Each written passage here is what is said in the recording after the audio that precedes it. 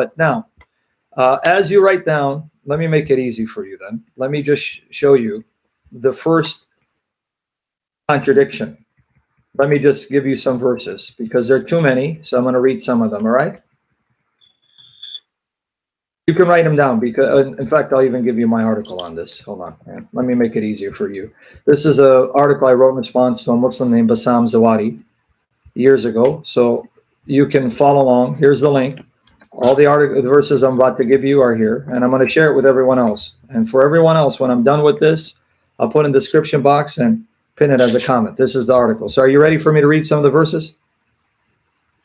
Yeah, are you going to put the verse on the screen? I'm already on Quran.com. Just tell me what I just gave you the link. Follow along. Yeah, I just gave you the link. If you click on the link, the verses are there for you. Are you ready? If you click on that link, I'm going to just read a few. Not all of them. There are too many. But are you ready for me to read? I'll just read them for you for now, and I'll let you know when you can turn to the Quran and read for me. Are you ready?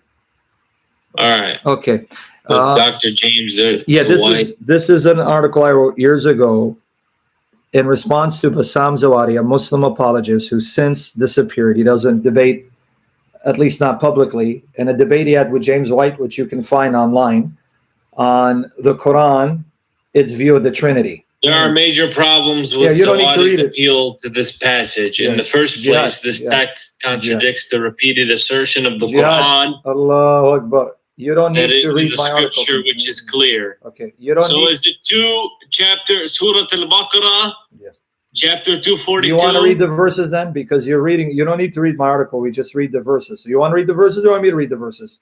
242? Yeah, it's a lot of them. It's not just that. You want to read or you want me to read? Who do you want to read? You want me to read it or you want to read it? What I was asking for specifically is for you to be able to prove, if you can. Jihad, I'm going to show you this is a contradiction. You're not answering my question. See, this is why. Two verses which contradict each other. Okay, do you want me to read? You didn't answer my question, Jihad. This is why Christian Prince is aggressive with you, because we ask questions, you go on a tangent. This is a contradiction. We didn't get there yet, so I'm asking, do you want me to read the verses or do you want to read them? Bring the first two set of verses that you're not answering my question. Jihad, are we wasting time? Do you want to read or do you want me to read? It doesn't matter. Okay, let me read. If you want. Okay, Which verse? Let me read. Chapter 2, verse 242, I'm going to read.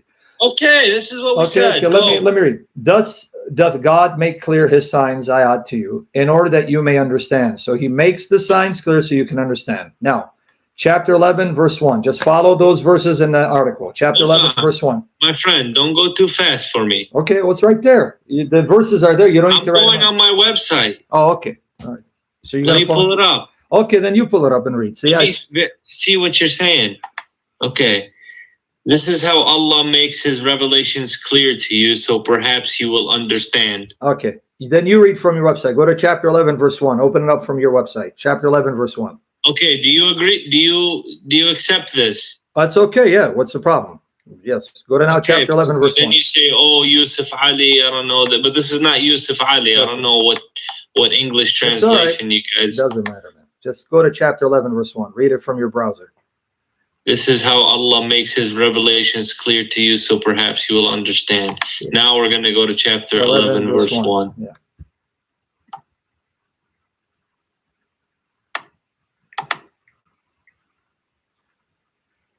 This is a book whose verses are well perfected and then fully explained. Mm-hmm. It is from the one who is all wise, all aware. Okay, now notice your translation says, this book is fully explained, right? So that's your own translation. It's fully explained, right? Yeah. Okay, good. Now, go to chapter 15, verse 1. Here we go.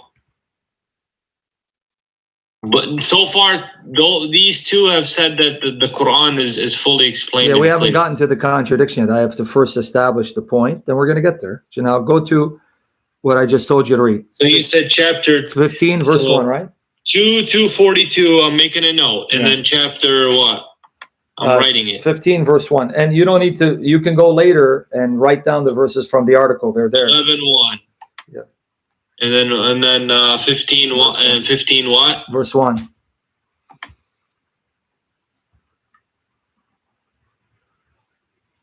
15:1. It's a clear Quran. So the Quran is clear, right? Nothing unclear about it, right? Yeah. Okay, now go to chapter 6, verse 55 of the Quran. Chapter 6, verse 55. Okay. 6:55. Mhm.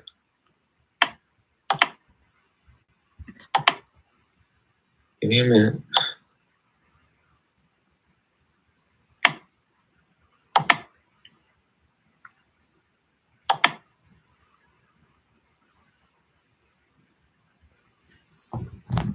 This is how we make our signs clear.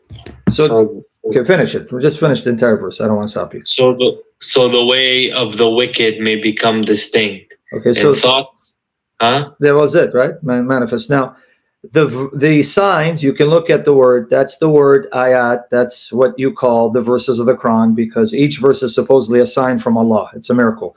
So we explain the ayat in detail, clear. Okay, so now a few more, and I'm going to show you where the contradiction is. Now go to chapter 6, verse 97 to 98.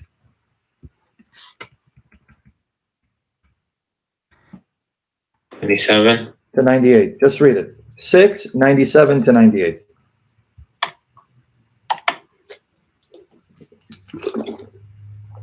And he is the one who has made the stars as your guide through the darkness of land and sea.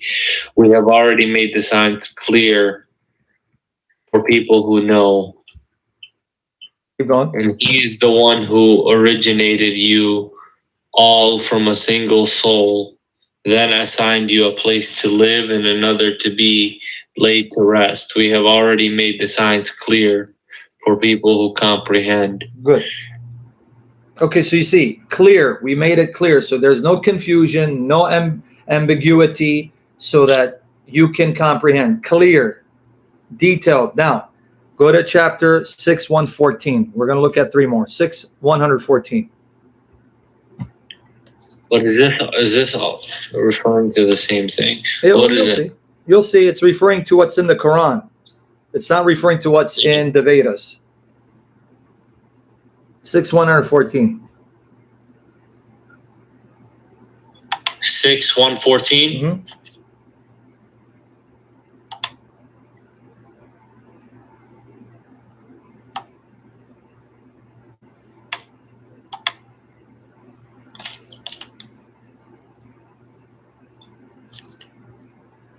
Say, O Prophet, should I seek a judge other than Allah while He is the one who has revealed for you the book with the truth perfectly explained? Perfectly explained, right?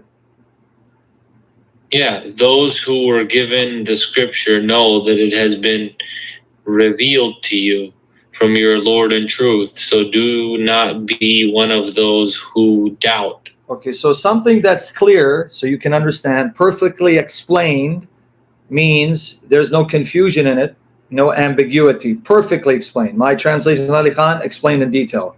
All right, now, chapter 12, verse 111. This is what? 6? This is 6? Yeah, 6, 114. Okay, I'm writing. Chapter, yeah, when you get it now, chapter 12, verse 111.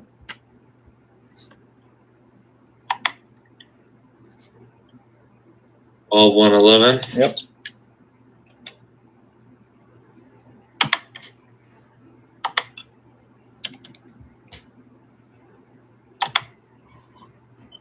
Okay.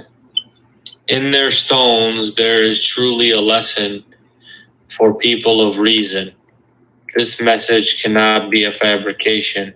Rather, it is a confirmation of previous revelation, a detailed explanation of all things, a guide and a mercy for people of faith. Did you catch it? It says a detailed explanation of everything, right?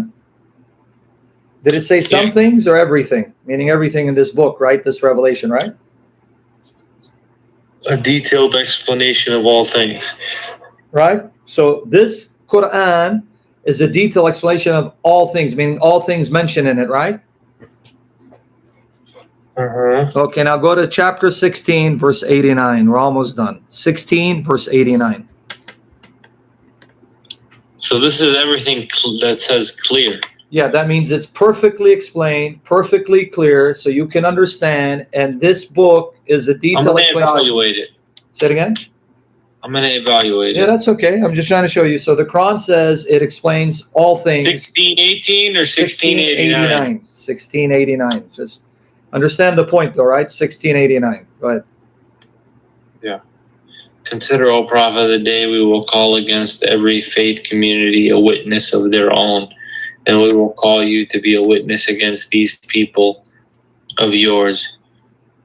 We have revealed to you the book as an explanation of all things, a guide, a mercy, and good news for those who fully submit. So the book revealed to your prophet, it explains some things or explains all things in it? Of all things. So not some things, right? Everything will be explained perfectly clear, right? It says all things. Okay, good. So I don't want you to then change your mind and say no. Now, the final one, 41 verse 3. 41 verse 3.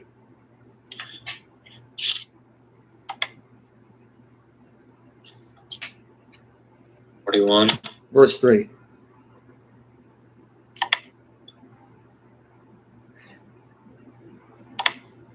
What's funny, Jihad, people are saying, Sam has come a long ways patient, when I've always been like this with people who are patient and respectful. But go anyway, read 41 verse 3. So far, you've never cursed at me. Because you show respect. Cursed at many people. Yeah, the reason why, Jihad, because this is my policy. If someone doesn't insult Jesus in the comment section or live, or mock the Bible, or bully Christians. What Muslim insults Jesus? A lot of them. We love Jesus. You may do love Jesus. There are others who will say, your God came out of a woman's, private part. He went to the bathroom. He couldn't save himself. He got killed. So they blaspheme, but you're not that. It's okay. It's okay. Anyway, and your Bible's full of porn, and your Bible's garbage. It's and then that's why I insult. But someone's respectful like you, I'm patient, and respectful. But now, 41 verse 3. 41 verse 3. So we can get to the contradiction. These verses are perfectly explained. A Quran in Arabic. Read it one more time, the ayah. Read it one more time so it can sink in. It is a book whose verses are perfectly explained. Beautiful. The Quran perfectly explains its verses. It's perfectly clear. It explains all things, right? This Quran, nobody can put his finger on it. Okay, so you got it, right? Now here's your contradiction. Your contradiction is chapter 3, verse 7. Just one? This one's a major one because now you're going to have problems when I explain it to you. Chapter 3, verse 7. Read it slowly, though. I'm not going to just take it right away. No, it's okay. We're going to explain it. Yeah, we're going to explain it to you slowly. I don't have knowledge. Say it again. I don't have knowledge. Well, it's all right. We're all learning. I'm not an alim. I need to seek a man of knowledge. You got it. Chapter 3, verse 7. What does it say? Oh, wow. Hold on.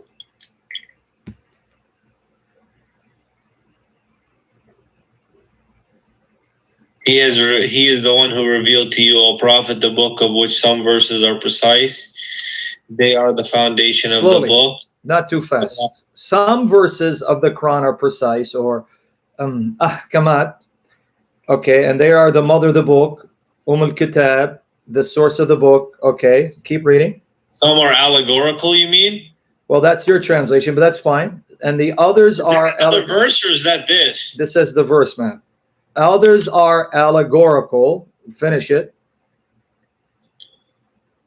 Oh yeah, that's what I've seen. What I've heard. Okay, what does it say? Others are allegorical. Elusive verses seeking to spread doubt through their false interpretations, but none grasp their full meaning except Allah. Okay, wait, none do what again? Yeah, we got this stupid clown here barking. But anyway, not you. I'm talking about someone in the comment section. Somebody you don't know, dude, focus for the love of your Allah. Don't be everywhere. It says some verses are allegorical. Who knows what they mean? Allah. Anybody else? Does anyone else know what they mean? Just Allah. Okay, now you have a contradiction. All the other verses you read, it said that the Quran is a book that explains all things, perfectly clear. It explains all its verses, all things. You remember? Here it says there are verses allegorical. Only Allah knows what they mean. You have a contradiction, buddy. Reconcile that for me.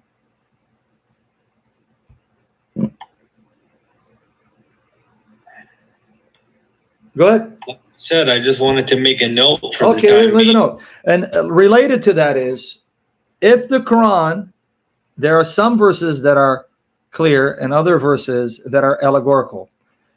That means you must know what those allegorical verses are so you don't focus on them and create fitna. That's what the Arabic says, create fitna, because that would show that you have a perverted heart. Because those unclear verses, allegorical, only Allah knows what they mean. Don't focus on them. Where's the list of verses where Allah tells you these are the clear and these are the allegorical so you can avoid the allegorical? Where does the Quran give you that list? Say again?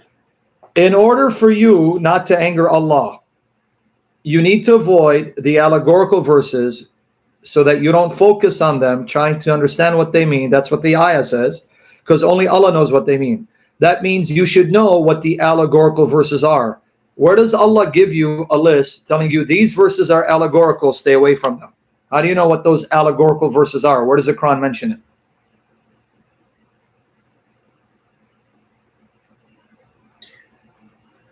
At first sight, because I'm ignorant, I cannot answer that question. Nobody can, because nowhere in the Quran does it tell you. Even your shuyukh won't be able to answer that. You can ask I'm them. ignorant. I don't It's all have right, knowledge. my friend. You don't need to be ignorant knowledge. Your most learned scholars won't tell you because they don't know. The Quran doesn't tell you. But then I have another question. And maybe you can bring your sheikh to call me so he can answer, because he's supposedly going to be knowledgeable. Why would Allah even waste his time revealing unclear verses, allegorical verses, that no one knows what they mean except him? Of what benefit is there in sending down verses that no one knows what they mean? How does that benefit anyone? I don't know. Thank you. Even your greatest scholars don't know. That's why the verse says, all you need to say is, we accept all of it. All of it is from Allah. But wait, why would I need to accept all of it? Even verses that are unclear, no one knows what they mean, and I don't even know what those verses You're are. not supposed to ask questions about. So don't ask questions? Is this a No, form? we're not supposed to ask questions. So that's a form of mind control. That's what cults do. Cult leaders and cults, they control your mind. Are you allowed to ask questions? Of course. In Christianity? Yes. Isaiah 1:18. God says, come now, let us reason together. Come now, let us reason together. No way. Yes. And then again, let me give you another one. 1 Thessalonians chapter 5. We're told in 1 Thessalonians chapter 5 to hold fast to that which is true, test all things, and hold fast to that which is true. Test all things and hold fast to that which is true. Right? Who says that? That's the Apostle Paul. The Apostle Paul in his letter to the First Thessalonians, he says that. Okay? 1 Thessalonians 5:21. Test all things, hold fast what is good. Test all things. And that which is good, you hold fast to. Isaiah 1:18. Come now, let us reason together. That's what we're exhorted to do. But anyway, that's the Bible. Put that aside. You worked on about Quran contradictions. Is that the only one you have? That's more than you have in the Quran. You just said that you're not supposed to question. Chapter 5, verse 101 to 102 of the Quran, Surah Al-Ma'idah. Do not ask questions because some before you asked and they lost their faith. That's Surah Al-Ma'idah 5, 101 to 102. But forget that. Put that aside. So that's your first contradiction. You ready for some more? You got more? I can be here for weeks. I mean, you ready? I mean, it's up to you. Or are you tired? Do you want to retire for the night? No. How long have we been here? Only 10 minutes. We can do a couple more. Okay. You ready? If you got them. Okay, chapter 17, verse 1 of the Quran. I got a lot, so I'm trying to make the most of this time. Chapter 17, verse 1. 1, is that okay, 17. Surah Al-Isra.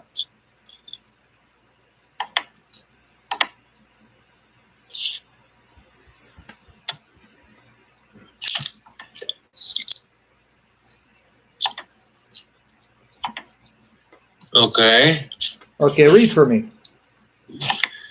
Glory be to the one who took his servant Muhammad by... Okay, by the way, your translation is adding words. The word Muhammad is not there.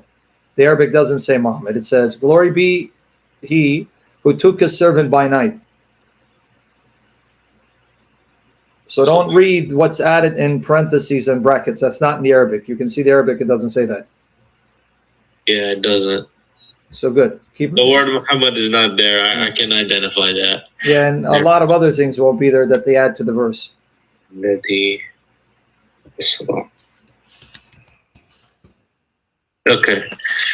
Glory be to the one who took his servant by night from the sacred mosque to the farthest mosque, whose surroundings we have blessed.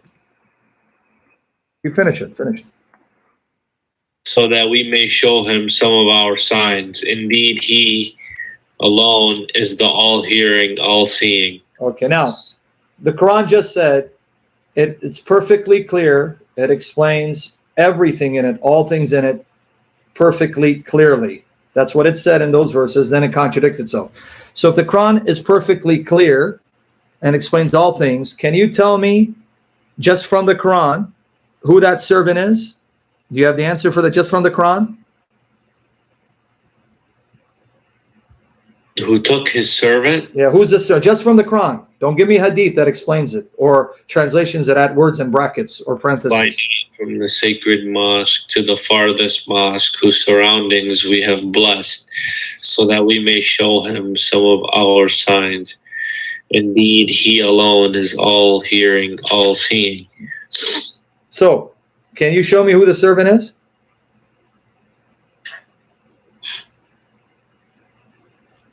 This one here doesn't validate your point. No, you didn't. Yeah, I didn't finish my point. You didn't answer my question.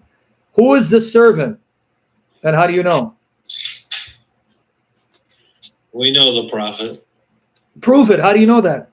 Where did the Quran say it's the prophet? Why are you reading later hadiths into this? Because when you go to the hadiths, it's going to embarrass you. That's why I'm saying be careful. Don't run to the hadith. So from that verse alone, can you prove to me it's Muhammad? Okay, now follow up with we can't take a Quran verse in isolation of itself without. Okay, I'm not taking isolation. I'm reading it in the Quran. Can you show me anything in your 114 chapters of the Quran that explains it? Because you're the one who told me in the comment section on Skype, no hadiths. I have it. Didn't you tell me no hadiths? Yeah. Okay, so I'm now holding you accountable to your own standard. No hadith, the Quran alone. In the Quran, can you show me that's Muhammad? No, we know it's Muhammad. How do you know that? Where did the Quran tell you it's Muhammad? The name Muhammad only appears 4 times in your entire Quran. How do you know it's Muhammad? No. How do you know? I'm still waiting for the answer. How do you know? Okay, now, related to the same verse, it says, who took his servant by night from the inviolable mosque to the farthest mosque. Masjid al-Haram, Masjid al-Aqsa. Where is Masjid al-Haram? Can you show me from the Quran where and what is Masjid al-Haram? From the Quran. It's in Saudi Arabia. Where did the Quran say Saudi Arabia? Where does that verse say Saudi Arabia? It doesn't say that, but I know Masjid al-Haram is mentioned. And where does it tell you Masjid al-Haram is in Arabia? Secondly, what's the farthest mosque? Masjid al-Aqsa. Where is that at? Jerusalem. Where did the verse say Jerusalem? Why are you making things up as you go along? Where did that verse say Jerusalem? Well, this verse doesn't say Jerusalem. But the Quran told you in those 6 or more verses that you read, and I have a lot more, It explains all things in this book. It's perfectly clear and perfectly clearly explains the verses. How come it fails to explain this verse for you? And it's less than perfectly clear. Okay, now I got even more problems with the verse. Okay, now who's the one saying glory be to him?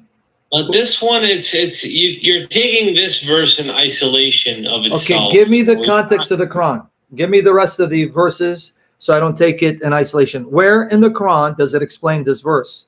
I'm not taking anything in isolation. No, but you're basically saying that the Quran doesn't explain that, or Yes, doesn't exactly. reveal that the farthest mosque Yes, exactly. is in Jerusalem. Exactly. It doesn't.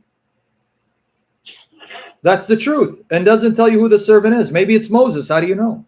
Because Moses, if you're saying Jerusalem, Moses was in that But area. the Quran mentions the name Muhammad 4 times, and in places where it doesn't assume that every other instance where it says say, or where it says, oh prophet, it's Muhammad. How do you know that?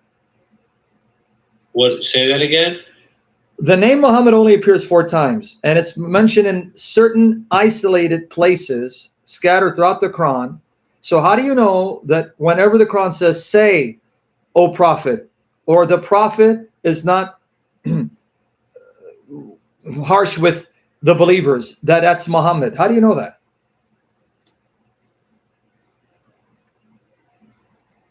So you keep assuming that every time the Quran says say, that's Muhammad that's being told to say, or when it says, and the prophet is not harsh, that's Muhammad who's the prophet.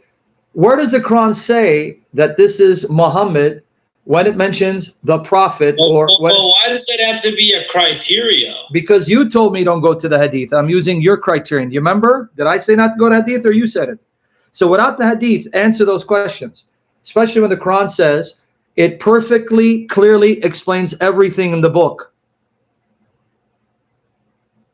I'm going by your criterion. Did you tell me don't use hadith? Because if I use hadith, it's going to be more embarrassment, which I will in a minute. But before we go there, who's saying in 17 verse 1, glory be to him? Who's speaking? Allah. So Allah is speaking to himself and glorifying himself. Yeah. Oh, you're okay with it. So you're okay with Allah saying, glory be to him, instead of saying, glory be to me, who carried my servant by night. So Allah has to speak of himself in the third person? Yeah, that's how Allah refers to himself. Okay, well, good. I'm glad you said Allah. But then Allah goes on to say, so that we might show him some of our signs. So Allah is saying, glory be to him, which is me, who carried his servant by night, which is my servant, from the inviolable mosque to the farthest mosque, whose precincts we blessed, so we might show him. I'll admit, this verse doesn't explain the locations. No, but that's even more than that. What I'm asking is, why can't Allah simply... reading that to you. You tried to get me busted with that. I'm saying, yeah, if you're taking this verse in isolation of itself... Even in the context of the Quran, you're not going to be able to figure out, because there's nothing in the Quran and other verses that tell you what this means. I have to investigate that. Keep investigating. But don't forget 2 points. This is the same Quran that told you it is a book that explains all things and is perfectly clear and perfectly clearly explains its verses, yet it doesn't. But here's the point I want you to focus on, so we can go to another example. Focus on this point with me. Allah is speaking, and Allah says, pay attention. You can see the Arabic, you'll confirm it. Allah is saying to himself, glory be to him, which is actually me, who carried his servant by night, which is my servant, from the inviolable mosque to the farthest mosque. And now notice Allah says, whose precincts we blessed. Now, but pay attention to this part.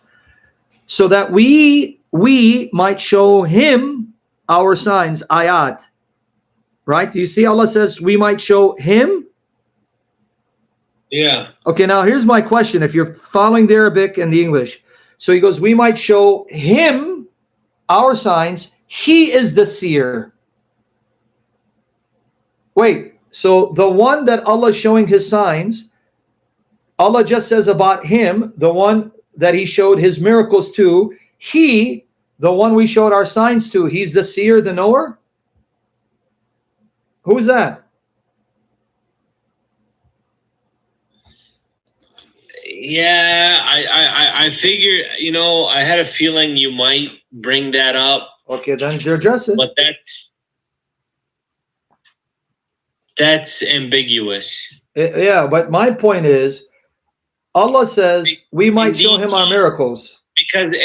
Because see, this wouldn't be a contradiction. I can agree it doesn't specify. How's it not a locations. contradiction? Because if Allah is saying we showed him our miracles, we may show him who's the our him? signs. Yeah, who's the him? Who is Allah showing his miracles to? Indeed, he alone is the all hearing, all knowing. Who's the him and the he? So Allah showed him. So Allah speaking, saying we, showed, and then saying he. Yeah, but my point is, the he is the him. We might show him. You keep forgetting that, our signs. If that's Allah, why would Allah need Allah to show him miracles? Allah showing himself miracles?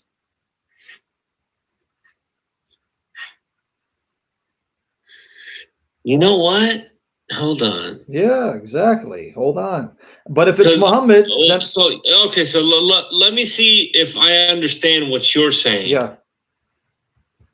What I gather from what you're saying is that it says, so that we, that being Allah, referring to himself. Yeah. We show him our signs. And the claim is, indeed, he alone is all seeing, all hearing, all seeing. And who's the he? You're saying, why would Allah, after just saying we, say he? No, it's more than that. Allah says we showed him our signs, and then speaking of him, he says he, the him that we showed our signs to, he is the all-seeing, the all-knowing. Who's the he and the him? That's what I'm saying. Okay. If they want, that's the point I'm getting at. Okay, so who's the he and the him? The claim is that Allah would be saying, the claim is that Allah is the all-hearing, all-seeing. So why would he say he? No, it's not only that. Why would instead of saying indeed I am the all-knowing, or indeed we are the all-knowing? Take a break. Take a break. He. Jihad. So you're trying to say that Allah is saying that Muhammad is the all-hearing, all-seeing. Yeah. So is that what you're trying to say? Well, I'm trying to say it. Let's see if you got it. The him and the he are the same. The one, it says, showed him our signs, is the he who's the all-hearer and the all-knower. They don't change. It's the same him and he. So if you tell me Allah is the one that Allah just said, he is the seer. That's what I just said. Okay, I know. But be patient for the love of your Allah. Astaghfirullah. Be patient. If Allah is the one that Allah said, he is the seer and the knower, then that means the we showed Allah miracles. So why would Allah need to be shown miracles from himself?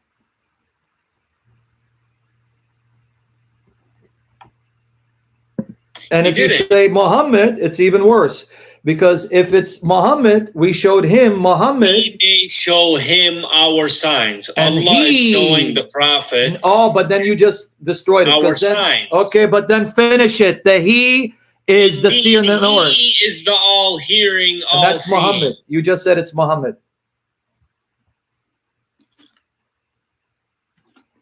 The him and the he don't change. It's the same one. Okay, that's what I'm saying. Okay, so is Muhammad all-hearing? Do you believe Muhammad? Okay, is Muhammad all-hearing, all-seeing? No. So the all-hearing, all-seeing refers to Allah. So that's then why Allah, with the he. Allah is the one that was shown miracles. So now you're stuck. You can't change it. Because it's the same him and he in the same sentence. It doesn't change. Him we showed our signs. He is the seer. So it's the same entity. So who is it? We're still trying to figure it out. If it's Muhammad, then Muhammad is all-seeing. If it's Allah, then Allah's being shown miracles. You're claiming that this last sentence means that that it's referring to Muhammad alayhi salam. If it's Muhammad, then Muhammad is the seer and the knower, so you made him God. You made him an ilah. It doesn't change. The him who saw the signs is the he who's the hear and seer. They don't change. It's the same him and he. So who is it? We're still trying to figure it out. Help me out. Who is it? If it's Allah, then Allah's being shown miracles by someone. Why would Allah need to be... Yeah, because he said we showed him. Him? So if why wouldn't he say indeed we are the all hearing, all knowing? Thank you. You got it. So the him and the he is the same person. If it's Muhammad, then Muhammad is all seeing. If it's Allah, then Allah is being shown miracles by someone else. I have to ask the Shaykh about this. Right. So this is 17:1. Yep. Now, if you go outside the hadith, you got a problem. If you go outside, nobody has answers for this kind of stuff. I can't ask this. My friend, I've been doing it for years, and I've yet to find a Muslim to refute it. And then I'm talking about Muslims online who, for years, try to refute this. So you can think that I'm lying. It's there. The arguments are there, and I've still yet to find a Muslim to respond to this because they can't. You just can't. These are just facts. But let's use the hadith. You want to go outside the hadith for the answer? I'm sorry, outside the Quran for the answer? Not outside the hadith. If we abandon now just the Quran and go to the hadith or your commentators like Ibn Kathir, you know how they explain it? Can I explain to you how they explain it? So look how 17:2 mentions Moses' name. Thank you. So that means Moses is a servant of verse 1. Prove me wrong. That's what I'm saying. If you just follow your Quran, you can't tell me the servant is Muhammad. It's most likely Moses because he's mentioned right away. And it's dealing with the Bani Israel, the children of Israel. So prove to me the servant is Muhammad. Don't try to do the work of shaitan. What shaitan? You're asking me to show you contradictions. If I'm shaitan... No, don't play with my brain. I'm not playing with your brain. You asked for this. So that means you want shaitan to keep you deceived into thinking the Quran is true, whereas we want to try to show you Jesus is the truth, not the Quran. But let's not go there. First, let's finish the point. Do you want to go outside of the Quran and go to the hadith to explain this? We can do that. You want me to show you the hadith or the tafsir? Oh, either one, because the tafsir is quoting the hadith, like Ibn Kathir. According to Ibn Kathir, you know what this is referring to? You want me to give it to you or no? I told you tafsir is fine. I said no hadith. Ibn Kathir tells you that this is referring to Muhammad when he was taken from the Kaaba to Bayt al-Maqdis. Bayt al-Maqdis, meaning, it's also called Bayt al-Muqaddas. Bayt al-Maqdis, Bayt al-Muqaddas, the temple in Jerusalem. So Ibn Kathir says, and all the commentators, not only him, this is when in Medina, your prophet was taken from the Kaaba, Masjid al-Haram, to Masjid al-Aqsa, which is Bayt al-Muqaddas, Bayt al-Maqdis in Jerusalem, the temple in Jerusalem, right? Yeah. Problem is there was no temple in Jerusalem. The temple was destroyed twice. The first temple was destroyed 586 years before the birth of Jesus. The second temple was destroyed in 70 AD, 40 years after Jesus went to heaven. So what temple did he go? There was no temple. So that's why I say if we go to your commentators, it's going to get worse for you. 70 AD? Yep. There was no temple when Muhammad supposedly went to Jerusalem, because Ibn Kathir says he went to Jerusalem on Buraq with Gabriel, and he tied Buraq to the door, entered into the temple, and led the prophets in prayer. There was no temple for him to enter. And then the mosque that's now known as Masjid Al-Aqsa, the Masjid Al-Aqsa that you now can visit in Jerusalem, that was built by Abdul Malik around 691 AD, about 6 years after your prophet died. So what temple did he visit?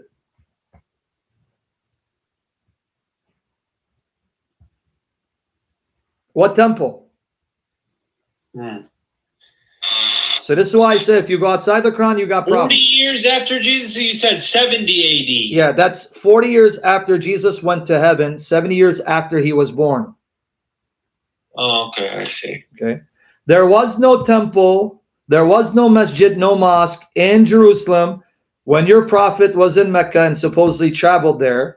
And the mosque that's now known as Masjid Al-Aqsa, that was built by Abdul Malik around 691 AD, if my memory doesn't fail me. And I'm pretty certain that's the date. So what mosque did he visit? But do you have evidence of that? Yeah, Ibn Kathir tells me that he went to the temple, he went inside the temple, and he prayed with the prophets, and all the commentators say that. Ibn Ishaq, there is no temple. This is just a fact of history. When Omar ibn al-Khattab conquered Jerusalem, the site of the temple where it stood was a waste dump. That's where they dumped their garbage, and he had to clean it out. That's a fact of history? That's according to your history. Didn't Omar conquer Jerusalem?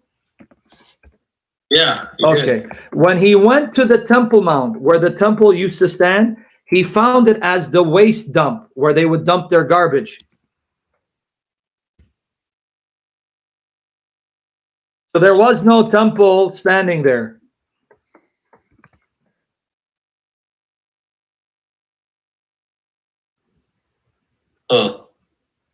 So what mosque did he visit? Oh, what's the name? That's called the Temple Mount? Yeah, the mount meaning where the temple stood. What is the official name of it so I can check the historical record? Well, it's called the temple. And in Islamic sources, the temple is called Baytul Muqaddas or Baytul Maqdas. Baytul Muqaddas. But the term Masjid Al-Aqsa that appears in that verse, that's the term now used for Masjid Al-Aqsa in Jerusalem. Bayt al-Maqdas is now used for Al-Aqsa Mosque? No, that's used for the Temple of Solomon, the temple that was standing at the time of Solomon, which was destroyed in 586. Mount or Temple of Solomon? Temple. It doesn't say mount, it says masjid, like Masjid al-Haram, Masjid al-Aqsa. So what do you guys call it? What do we call it? The temple. We don't call it masjid. Masjid Temple is of Solomon. yes, and that was destroyed. Suleiman. It was destroyed in 586. Suleiman. Yeah, say it 3 more times. We didn't get it the first 2 times. Yes, Suleiman, and it was destroyed in 586 BC, 586 years before the birth of Jesus Christ. And then it was rebuilt, and the second temple was then destroyed in 70 AD, 40 years after Jesus went to heaven.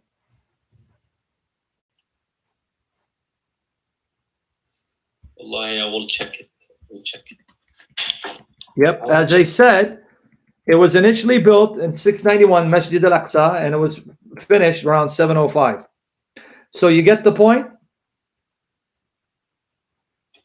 I get the point that you're trying to make. I just have to check it.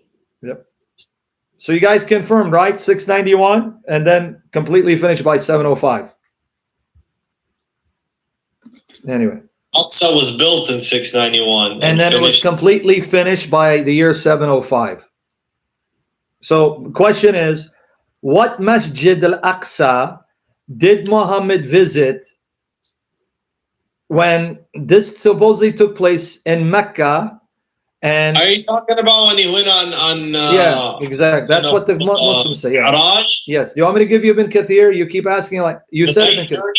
Say it again. Yes, when he went to Jerusalem on Buraq with Gabriel.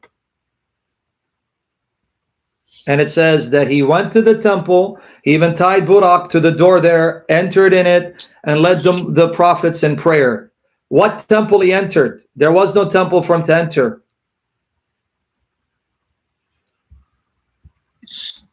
Let's go to the tafsir. Okay, go to Ibn Kathir. You got it? Go read it for me. Go to 17:1.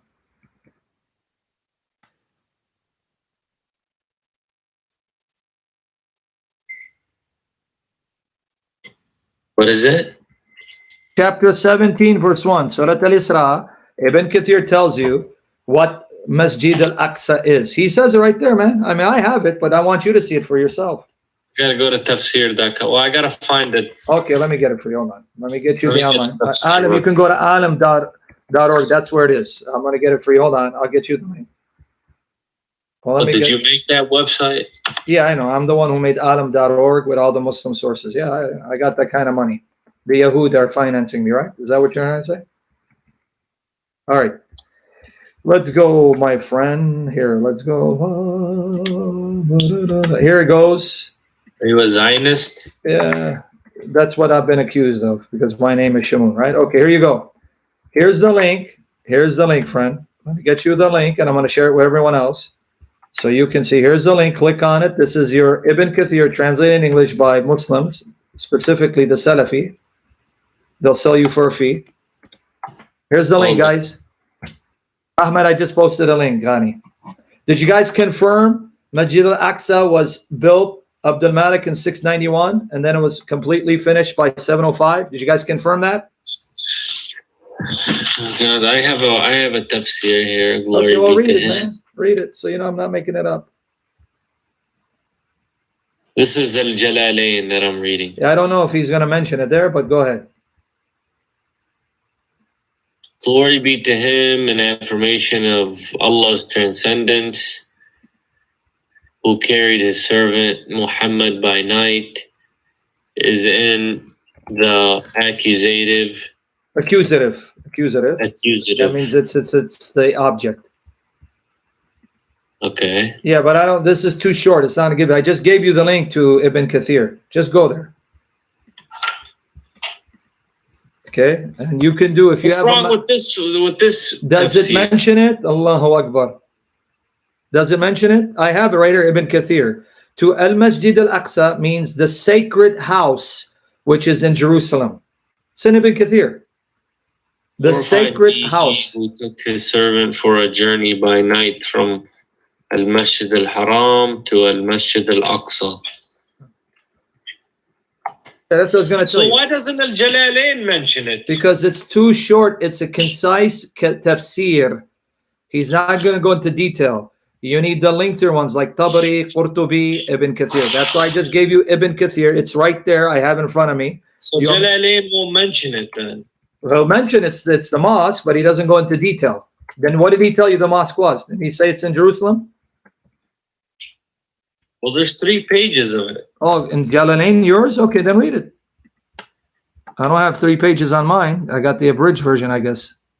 The tafsir.com. Oh, yeah, here. Well, you're probably right. You're right. Yeah, it does have it. Oh, my bad. Good. Okay, keep reading. It says, farthest mosque, the holy house of Jerusalem. It's right there. In Jalalain. I just opened it up. Let me get the link for everyone else. The holy house in Jerusalem. He didn't say the site. He said the house. What house? There is no house in Jerusalem. As an adverbial qualification, Isra means to travel by night. What is instructive about this mention of Laylan by night is that through its being indefinite, there is an indication of the brevity of its duration. Yep. Keep reading. Keep reading. You're going to see. From the sacred mosque that is Mecca to the farthest mosque to the holy house. What? To the farthest mosque, the holy house of Jerusalem. What holy house? There was no holy house in Jerusalem at this time. Keep reading. So-called because of its distance from the former. The environs of which we have blessed with fruits and rivers that we might show him some of our signs, the marvels of our power. Indeed, he is the hearing, the seeing, that is to say, the knower of the Prophet's sayings and deeds.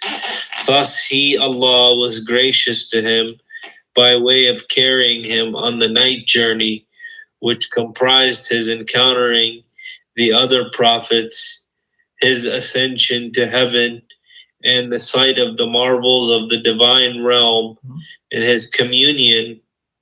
Communion? Communion, yeah, that's like fellowship. Keep going. Is exalted. Okay. Communion exalted. Be he with him. Be with him. For he, the prophets, said, I was brought al-burak, a white animal larger than a donkey but smaller than a mule. It was able to place its hoof back towards its extremity, and so I mounted it. It set off carrying me until I reached the holy house of Jerusalem. What holy house? Hold on. What holy house in Jerusalem? There was no house in Jerusalem. But then finish. Look what he says. He took the animal and he tied it to what? Read it. There I fastened the animal to the ring where the prophets fasten their animals. What ring? There was no ring to any house because there was no house.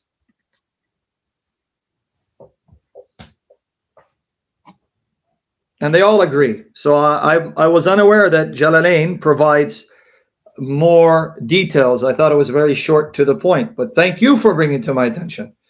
Because Ibn Kathir is quite detailed. But you just read it. He went to a house that did not exist. And he placed his animal. Well, it doesn't say it doesn't exist. Are you kidding me? The holy house at that time did not exist. This is the mistake in your hadith and in your commentators. They're telling you went to a house that historically did not exist. This is a fact of history, dude. Unless you want to just make up things as you go along. No, so the holy house in Jerusalem? There is no holy house. Bayt al-Muqaddas in Arabic. So, Bayt al-Muqaddas. There was no Bayt at this time when your prophet went. Let's look at what Bayt al-Muqaddas is. Do you need someone to even explain to you what a Bayt is? So we went to the commentators to explain the ayah. No, Bayt al-Muqaddas, because I want to make sure that we're referring to the same thing. And that we're not referring to something else. The only house that was in Jerusalem is the temple that God had Solomon built. I mean, this is just basic knowledge that even your Muslim scholars admit. But there was no temple when your prophet went there, because during this time, he's in Mecca, and Muhammad ministered in Mecca for 13 years, from 610. The Holy Temple. The Holy Temple. There was no Holy Temple. Yeah, there was no Temple of Solomon. So that's my point. When Muhammad was in Mecca, that's between the year 610 to 613 AD. 610, 613, I'm sorry, 610, 623 AD. My bad. Very bad at math. So Lord Jesus, save me from error for the glory of your name by the power of the Spirit in Jesus' name. Ya Allah. Anyway, 610, he began the call to the Meccans to Islam, because supposedly at 610, Jibril said, you're a messenger and prophet. From 610 to 623 AD, he's in Mecca 13 years. There is no temple or mosque in Jerusalem in 610, 623 AD, because the temple of Islamic sources, it refers to the entire area where the that's not the words. Mosque compound okay, let's try this again. Jihad, I know you're trying hard. The word masjid is used twice in the ayah. It's Masjid al-Haram, Masjid al-Aqsa. I challenge you to show me where the word masjid in the Quran. Not Masjid al-Aqsa. Let's try this again. Masjid al-Haram, it's there in your ayah. Took him from Masjid al-Haram to Masjid al-Aqsa. It's there twice. No one denies that Masjid al-Haram is an actual building. It's the Kaaba. So now prove to me that when it says he went from one masjid to another, when it says Masjid al-Aqsa, that doesn't mean a building anymore. Change the definition for me, please. Masjid al-Aqsa. From Masjid al-Haram. So the word masjid appears twice. The first time, no one's going to deny it's a building, it's the Kaaba. So then prove to me then, when it then says Masjid al-Aqsa, that's not a building anymore. Now you're going to reinterpret the word. It's a building. Okay, but there was no building in Jerusalem. This is the point we've been stuck on for the past 10 minutes. But there was no other building? None. No building, no place of worship that the prophets went to and fastened their animals to.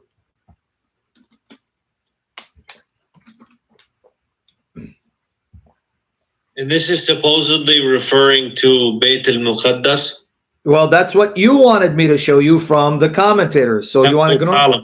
So forget the commentators and stick with the Quran, right? Okay, I see. I will check it. All right. Now, I can give you a third contradiction. We're going to have a lot of fun. I mean, the third contradiction.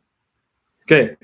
Oh, another one? Oh, yeah. I got too many, man. But let me give you a third one. If you want to continue, will. But go to Surah Al-Ma'idah, chapter 5, 90-91.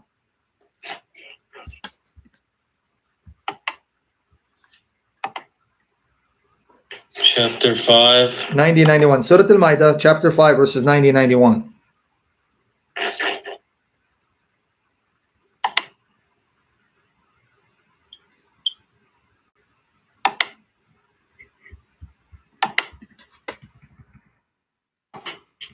Okay, O believers, intoxicants, gambling, idols, and drawing lots for decisions are all evil of Satan's handiwork. So handiwork, before you move on. I mean, Satan created idolatry, games of chance, and intoxicants, right? His handiwork, his creation, right?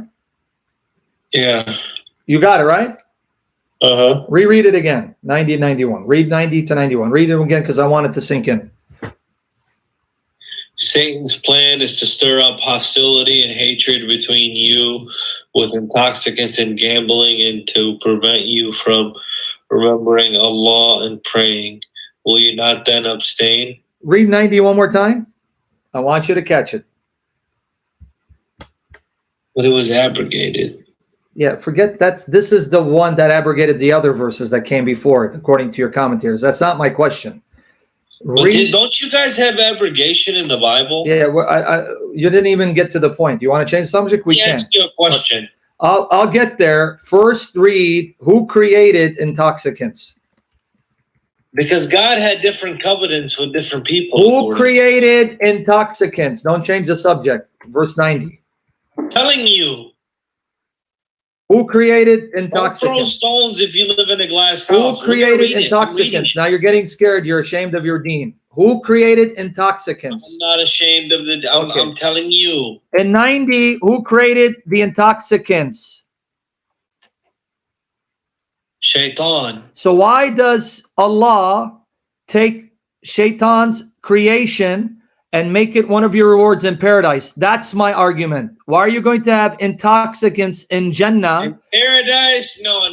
Yes, chapter 47, verse 15 of the Quran. That's the reward.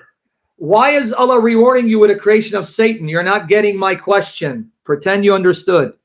If Satan created intoxicants, he created wine, why is Allah rewarding you with a creation of Satan? This is a weak argument for you. Okay, then answer it. I'll admit. Answer it.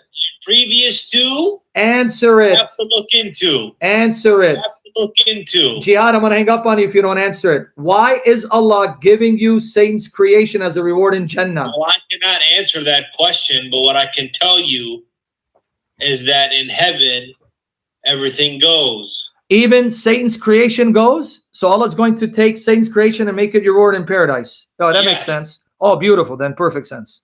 But let me tell you something. Mm-hmm. It's Satan's handiwork on earth because Shaitan has power on earth. And so can you show me where the Quran says on earth only, that intoxicants were only created by Satan on earth?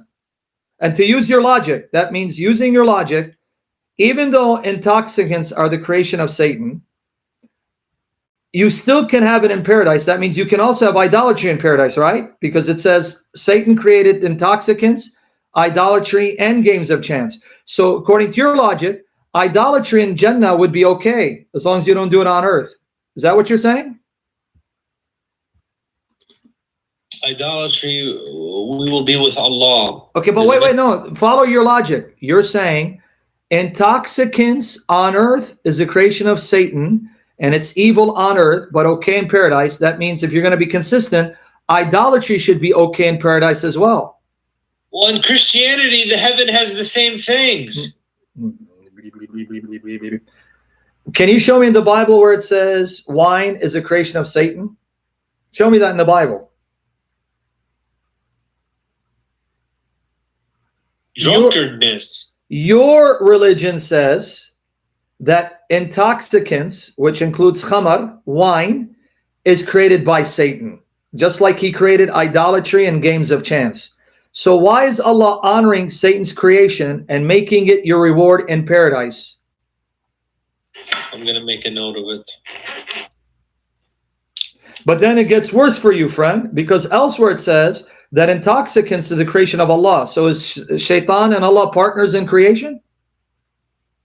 I'm going to talk to a friend of mine who has a lot of knowledge. But you didn't hear me. Here it says wine, khamar, which is part of intoxication, is a creation of Shaitan. But elsewhere in chapter 16 of the Quran, it says that intoxicants which you make from the fruits of date palm and grapes is one of the blessings of Allah. Can you go to Surah An-Nahl chapter 16 for me? 16, what verse? Read 65, ayat 65 to 69.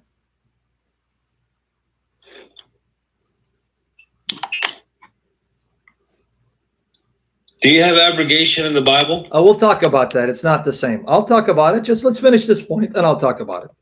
16 what? 59? 65 to 69.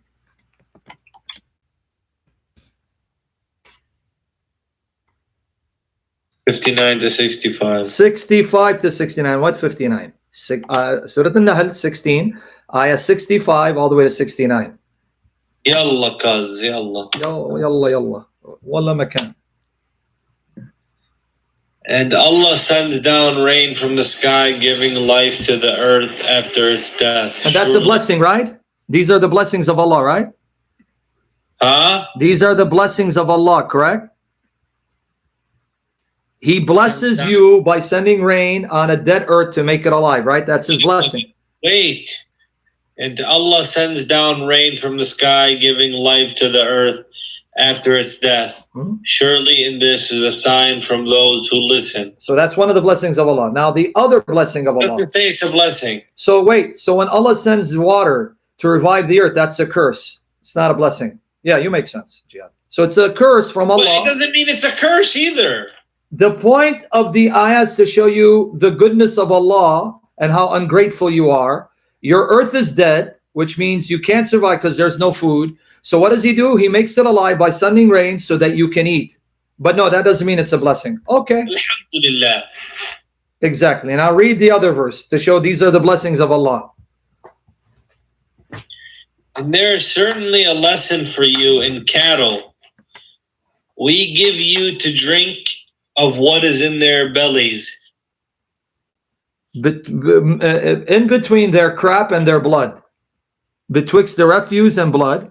Pure From milk, right? digested food and blood, pure milk, pleasant to drink. And that's not a blessing? So Allah gave you milk not to bless you, but to poison you. Of course, these are the blessings of Allah. Keep reading. And from the fruits of palm trees and grapevines, you derive intoxicants. So, as well as okay, hold on, Jihad, before you finish. So let's understand logic of what you just read.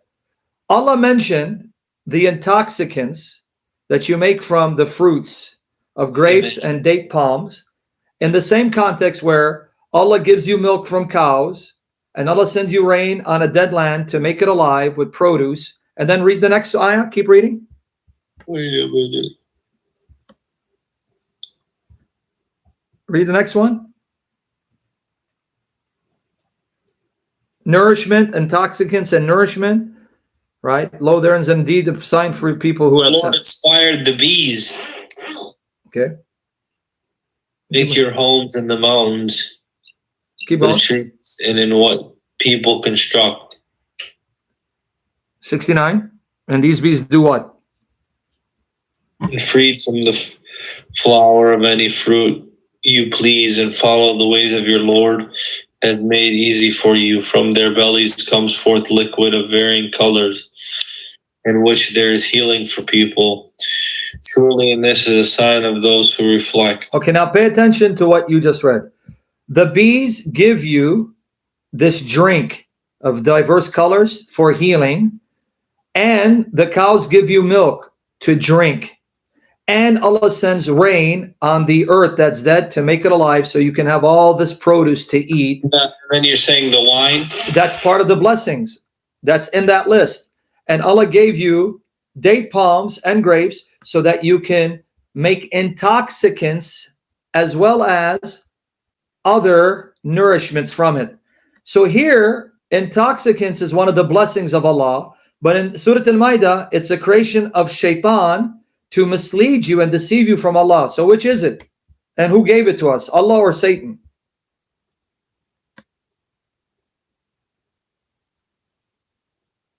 Who gave it to you? Allah or Satan? So the other one was what, 590? Yeah, 590, 91, it says that intoxicants are Satan's creation. But here it says intoxicants are some of the blessings from Allah. So did Allah take shaitan as his partner in creation to create something that is a blessing, but then you're told it's a curse and stay away from it? So which is it? Is it a blessing or a curse? I'm confused. Only Allah knows. All right, Allahu Alam. Now, Yeah, okay. okay.